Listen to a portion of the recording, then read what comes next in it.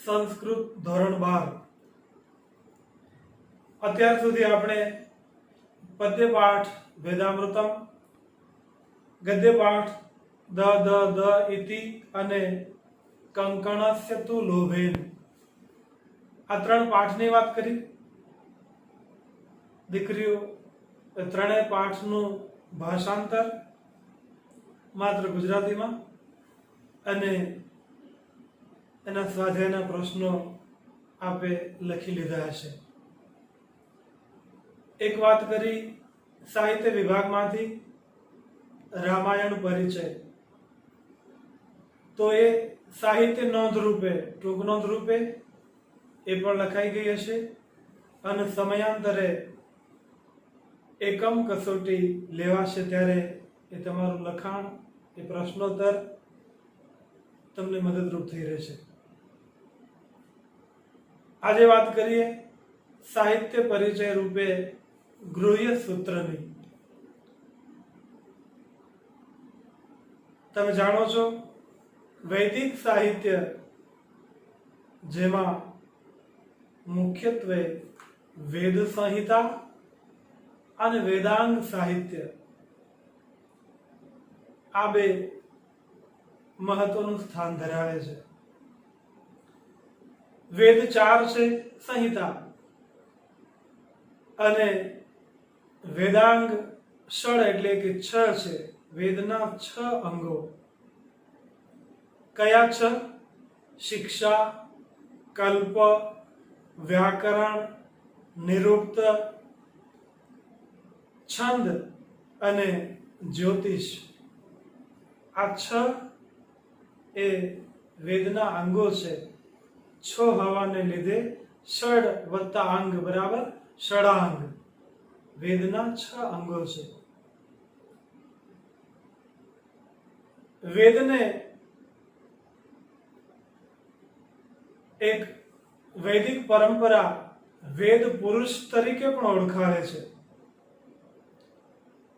સ્વાભાવિક છે, વેદને પુરુષ તરીકે જો ઓળખાવવામાં આવે તો પુરુષ હોવાને નાતે એ વ્યક્ત હોય, એના અંગો પણ હોય. તો એના 6 અંગો કયા? તો શિક્ષા એ વેદ પુરુષની નાસિકા છે. નાસિકા એટલે કે નાક. ષડાંગ પૈકી પ્રથમ શિક્ષા એ વેદ પુરુષની નાસિકા છે. કલ્પશાસ્ત્ર એ વેદ પુરુષના હાથ છે,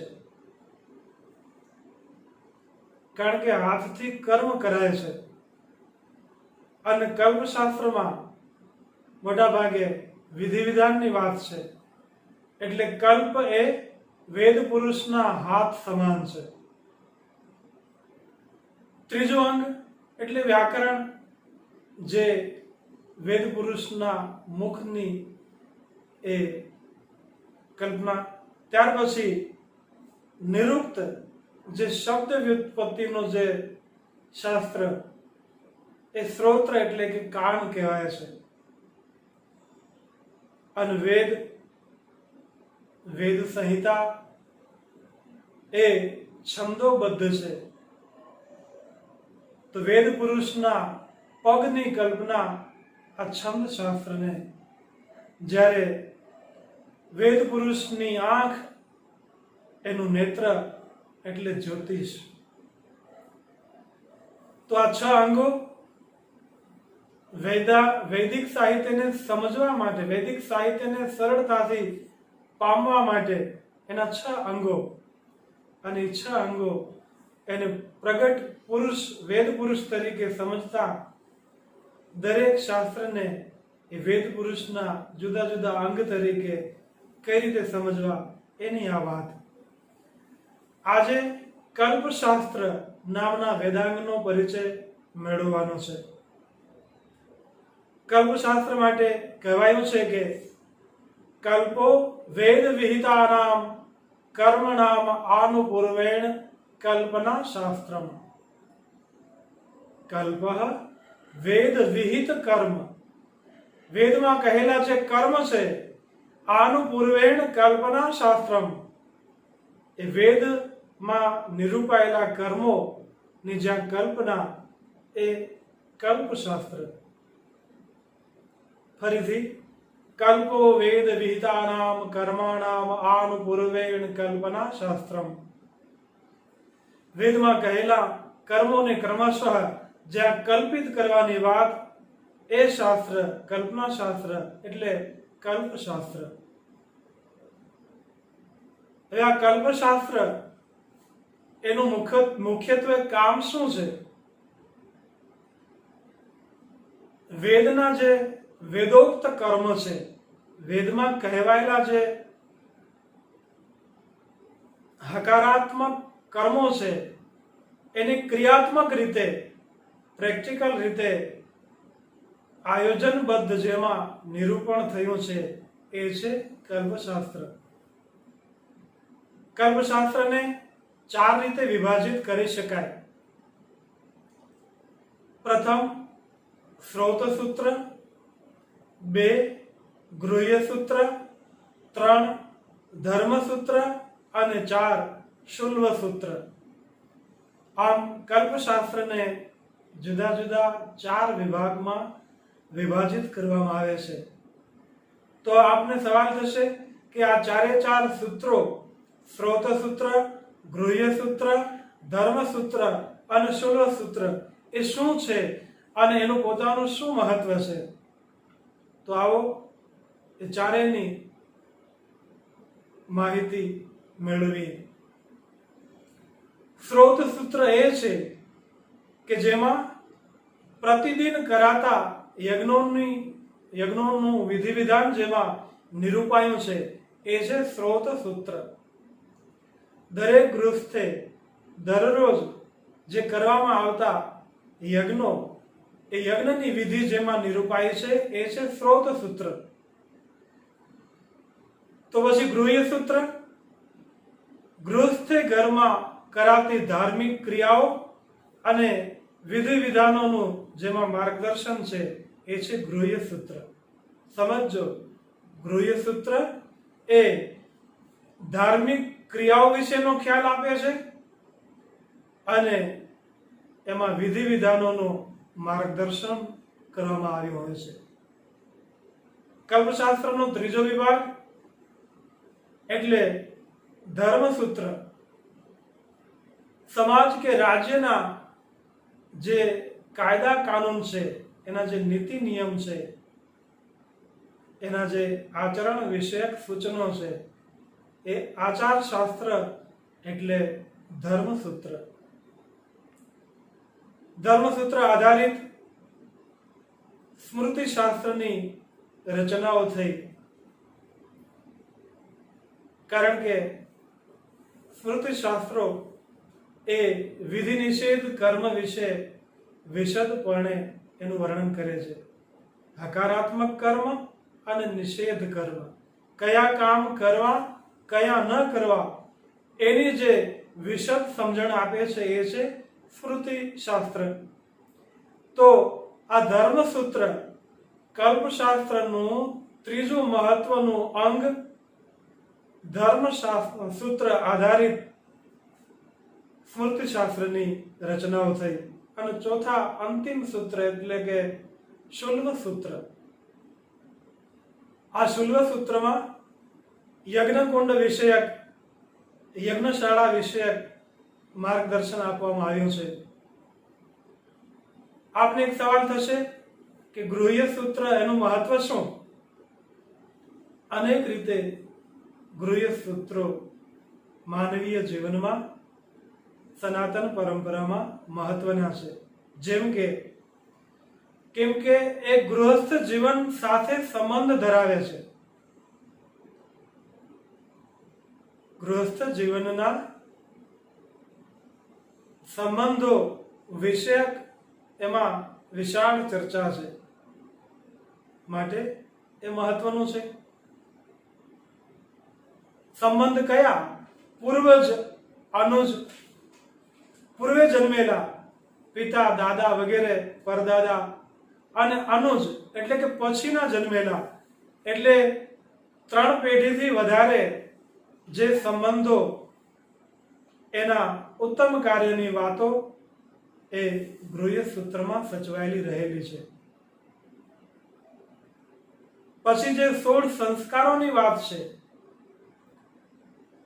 વ્યક્તિના જન્મથી માંડી અને અંતિમ અંત્યેષ્ટિ સહિતના જે 16 કર્મો છે, 16 સંસ્કારો છે, એના વિધિ વિધાનની વાત ગૃહ્ય સૂત્રમાં સચવાયેલી છે. ગૃહ્ય સૂત્રોનો એ વિષય છે. ગૃહ્ય સૂત્રનું ત્રીજું મહત્વ વિવાહ, ઉપનયન, અંત્યેષ્ટિ વગેરે એકરૂપપણે એમાં નિરૂપાય છે. ઉપનયન શબ્દ કદાચ અજાણ્યો હોય તો એનો અર્થ છે જનોઈ ધારણ કરવી તે. વિવાહ, ઉપનયન, અંત્યેષ્ટિ આવા 16 સંસ્કારોમાંના કેટલા મહત્વના, જે દરેક સમાજ માટે, દરેક ધર્મ, જ્ઞાતિ, દરેક સંપ્રદાય માટે ક્યાંક સામ્યતા ધરાવે છે. એટલે ગૃહ્ય સૂત્રો માનવીય જીવન માટે મહત્વના છે. વૈદિક કલ્પશાસ્ત્રના ભાગરૂપ પણ ગૃહ્ય સૂત્ર સાહિત્ય એ વિશાળ છે. વિવિધ વેદો આધારિત અત્યારે 19 જેટલા ગૃહ્ય સૂત્રો પ્રાપ્ત થાય છે, ઉપલબ્ધ છે. એમાંના 2 મહત્વના છે. પહેલું આચાર્ય આશ્વલાયન રચિત આશ્વલાયન ગૃહ્ય સૂત્ર અને બીજું આચાર્ય પારસ્કર રચિત પારસ્કર ગૃહ્ય સૂત્ર. એ બધા જ ગૃહ્ય સૂત્રોમાં મહત્વનું સ્થાન ધરાવે છે. તો દીકરીઓ, ગૃહ્ય સૂત્ર એના 4 અંગો, 4 વિભાગો, એની વિગતવાર સમજણ અને ગૃહ્ય સૂત્રો એનું મહત્વ શું છે અને મહત્વના ગૃહ્ય સૂત્રો કયા, એ વિગત આજે આપણે મેળવી. વારંવાર આને સમજી, વિચારી અને યાદ રાખવાનો પ્રયત્ન કરવો. અને સ્વાધ્યાયની નોટમાં સાહિત્ય વિભાગ છેલ્લે અલગ પાડી અને આ ગૃહ્ય સૂત્ર વિષયક ટૂંક નોંધ લખાઈ જવી જોઈએ. અને એના આધારિત જે પ્રશ્નો છે એ પણ તમારે લખી લેવા જોઈએ, ફરીને એને વાંચવા જોઈએ. આજનો બીજો મુદ્દો છે અલંકાર પરિચય. આપ જાણો છો, અલંકાર શબ્દ સામાન્ય રીતે દાગીનું, ઘરેણા એ અર્થમાં વપરાય છે વ્યવહાર જગતમાં. પણ શરીર પર જેમ દાગીના શરીરની શોભામાં વધારો કરે, તેમ સાહિત્ય, કાવ્ય જગતમાં પણ અલંકારનો એક પ્રયોગ છે અને એનું વિશેષ મહત્વ છે. આલંકારિક સાહિત્ય, આલંકારિક કાવ્ય એ વાચક વર્ગને સાહિત્ય જગતમાં કંઈક ઓર રસ આપે છે. અલંકાર શબ્દ એ અલમ વત્તા કૃ ધાતુમાંથી બન્યો છે અને મૂળ શબ્દ અલંકાર એટલે કે શોભા વધારનાર. ધોરણ 11માં દરમિયાન 11મા ધોરણમાં તમે અલંકાર વિષયક વિગતો મેળવી. અલંકારના મુખ્ય 2 પ્રકાર છે. પ્રથમ શબ્દાલંકાર એટલે કે શબ્દ યુક્ત અલંકાર, અને બીજા પ્રકારે અર્થાલંકાર છે, અર્થનો અલંકાર. તો આજે આપણે શ્લેષ અલંકારની વાત કરશું. એક નોંધવું રહ્યું કે મુખ્યત્વે ભલે 2 પ્રકાર હોય, શબ્દ અલંકાર અને અર્થ અલંકાર, પણ અપવાદ રૂપે સાહિત્યમાં ઘણીવાર ઉભયાલંકાર એકના એક શ્લોકમાં એકથી વધારે શબ્દ અને અર્થના બંને અલંકાર હોય ત્યારે એને ઉભયાલંકાર કહે છે. તો જોઈએ શ્લેષ અલંકાર એની વ્યાખ્યા અને લક્ષણો શું છે. શ્લેષ સ વાક્યે એકસ્મિન યત્ર અનેક અર્થતા ભવેત. શ્લેષ સ શ્લેષ અલંકાર તે છે યત્ર જ્યાં એકસ્મિન વાક્યે એક જ વાક્યમાં અનેક અર્થતા ભવેત અર્થબોધ એકથી વધારે જ્યાં થતો હોય, એક જ વાક્યમાં એકથી વધારે અનેક અર્થોનો બોધ થાય એ અલંકાર એટલે શ્લેષ અલંકાર.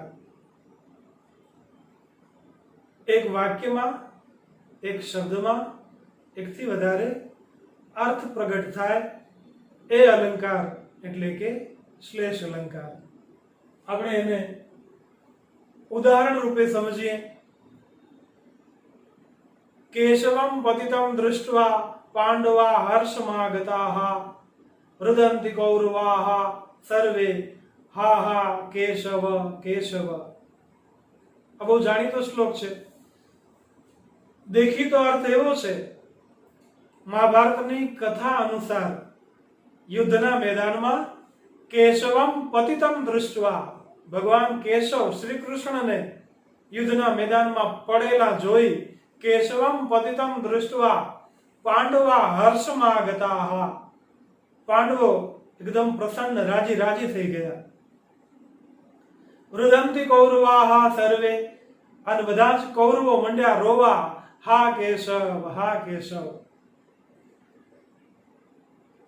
આ છે દેખીતો અર્થ. પણ આપ જાણો છો ભગવાન કૃષ્ણ પાંડવોના પક્ષમાં હતા, તો પોતાના પક્ષની વ્યક્તિ પડે તો પાંડવો રાજી ન થાય. કેશવમ પતિતમ દૃષ્ટ્વા પાંડવા હર્ષમાગતાઃ એને હર્ષ થાય. અને એનાથી ઉલટું રુદન્તિ કૌરવાઃ સર્વે કૌરવો રડે. તો દેખીતો અર્થ તો આ છે, પણ અહીં ત્રણ પદો, આ શ્લોકના ત્રણ પદો મહત્વના છે જેના આધારિત આ શ્લોક શ્લેષ અલંકાર વાળો બન્યો છે. કયા ત્રણ પદો? એક કેશવ, બીજા નંબરે પાંડવાહ અને ત્રીજો શબ્દ કૌરવાહ. કેશવમ પતિતમ દૃષ્ટ્વા. કેશવ સંસ્કૃતમાં કહ શબ્દ એનો અર્થ પાણી થાય અને એની સપ્તમી વિભક્તિ કે એટલે કે પાણીમાં શવ મળતું શબ લાશ, પાણીની અંદર પડેલી લાશને જોઈને કે શવમ પતિતમ દૃષ્ટ્વા પાણીમાં પડેલી લાશને જોઈને પાંડવા હર્ષમાગતાઃ. અહીં પાંડવ એટલે માછલાના અર્થમાં પાણીમાં જળચર જે જીવ એ રાજી થયા કે અમને ખોરાક મળ્યો. કેશવમ પાણીમાં પડેલી લાશને પતિતમ જોઈને પાંડવા હર્ષમાગતાઃ પાંડવો રાજી થયા. રુદન્તિ કૌરવાઃ સર્વે અને કૌરવ એટલે કે કાગડા, કારણ કે જમીન પર લાશ હોય તો ખોરાક કાગડાને મળે, પણ આ તો પાણીમાં છે માટે રુદન્તિ કૌરવાઃ સર્વે હા હા કેશવ કેશવ. તો અહીં વિવિધ અર્થો થકી જે ચમત્કૃતિ મળે છે, એક જ શબ્દના એકથી વધારે અર્થ એટલે શ્લેષ અલંકાર. શ્લેષ અલંકાર એ અર્થાલંકાર છે. આના તમને એકથી વધારે ઉદાહરણો મળે, જેમ કે વીરતાઃ સંતિ ભૂપાલાઃ સાંપ્રતે તુ મહાલયે. સાંપ્રતે હમણાં, ભૂપાલાઃ રાજાઓ, વીરતાઃ મહાલયે મહાલયમાં વિરામ પામ્યા, આરામ કરે છે. અહીં મહાલય શબ્દ દ્વિઅર્થી છે. પ્રથમ મહા વત્તા આલય એટલે કે મહેલ, અને બીજો મહાલય, લય એટલે કે વિનાશ, પ્રલય, મહાવિનાશ. તો આ વાક્ય દ્વિઅર્થી બન્યો. વીરતાઃ સંતિ ભૂપાલાઃ સાંપ્રતે તુ મહાલયે. કઈ રીતે? એક, રાજાઓ અત્યારે મહેલમાં વિરામ કરે છે, પહેલો અર્થ. બીજો, રાજાઓ અત્યારે મહાવિનાશમાં વિરમ્યા એટલે કે મૃત્યુ તરફ ધકેલાયા. તો આ થઈ શ્લેષ અલંકારની વાત. આ અલંકાર બોર્ડની પરીક્ષામાં બે રીતે પૂછી શકાય: અલંકાર સમજાવો અને અલંકાર આધારિત નાના નાના પ્રશ્નો, જેમ કે અલંકાર એટલે શું, અલંકારનું મહત્વ, શ્લેષ અલંકારની વ્યાખ્યા, એના ઉદાહરણો. તો આ બંને રીતે એને સમજી અને નોટબુકમાં લખી લેવા. તો દીકરીઓ, આ વાત થઈ સાહિત્ય વિભાગમાં ગૃહ્ય સૂત્રની અને અલંકાર, એમાં શ્લેષ અલંકારની વાત થઈ. અને પુનઃ સાંભળી, વાંચી, લખી અને વ્યવસ્થિત રીતે તૈયાર કરશો. નમસ્તે.